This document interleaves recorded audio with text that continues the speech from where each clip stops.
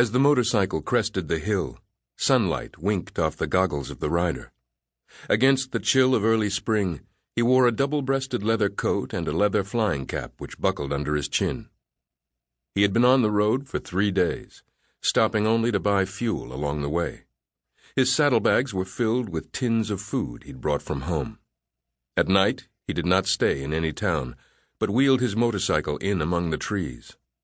It was a new machine, a Zundap K500, with a pressed steel frame and girder forks. Normally, he could never have afforded it, but this trip alone would pay for everything and more besides. He thought about that as he sat there alone in the woods, eating cold soup from a can. Before camouflaging the motorcycle with fallen branches, he wiped the dust from its sprung leather seat and the large teardrop-shaped fuel tank. He spat on every scratch he found and rubbed them with his sleeve. The man slept on the ground, wrapped in an oilcloth sheet, without the comfort of a fire or even a cigarette. The smell of smoke might give away his location, and he could not afford to take the risk. Sometimes he was awakened by the rumble of Polish army trucks passing by on the road. None of them stopped. Once he heard a crashing in among the trees.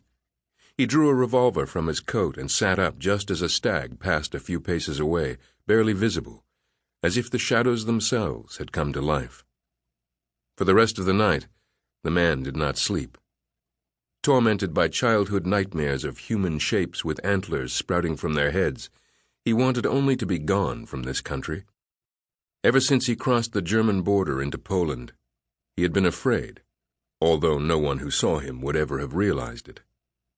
This was not the first time he had been on such a journey, and he knew from experience that his fear would not leave him until he was back among his own people again. On the 3rd day, he crossed into the Soviet Union at a lonely border checkpoint manned by 1 Polish soldier and 1 Russian soldier, neither of whom could speak the other's language.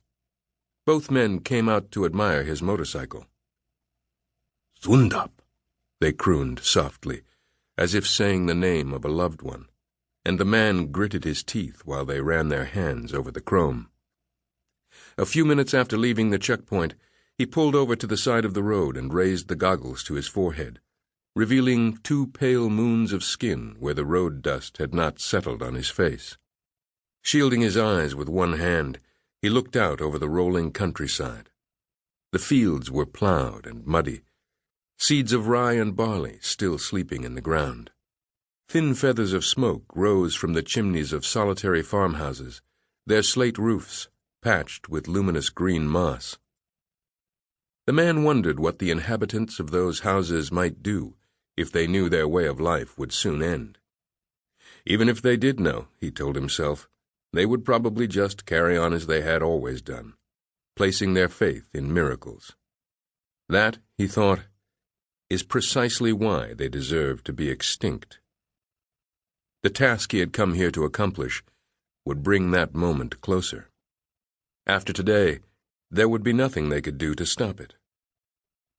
Then he wiped the fingerprints of the border guards off his handlebars and continued on his way. He was close to the rendezvous point, racing along deserted roads through patches of mist which clung to the hollows like ink diffusing in water. The words of half-remembered songs escaped his lips. Otherwise, he did not speak, as if he were alone upon the earth.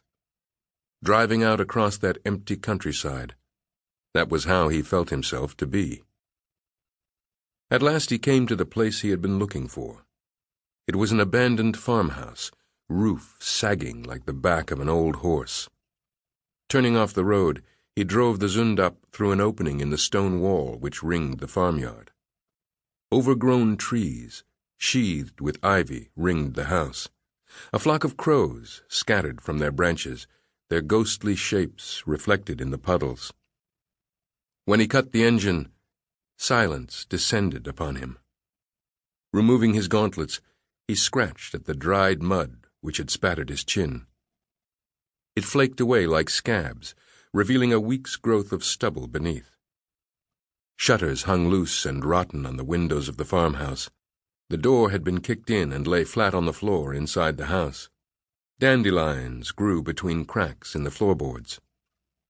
He set the Zundap on its kickstand, drew his gun, and stepped cautiously into the house.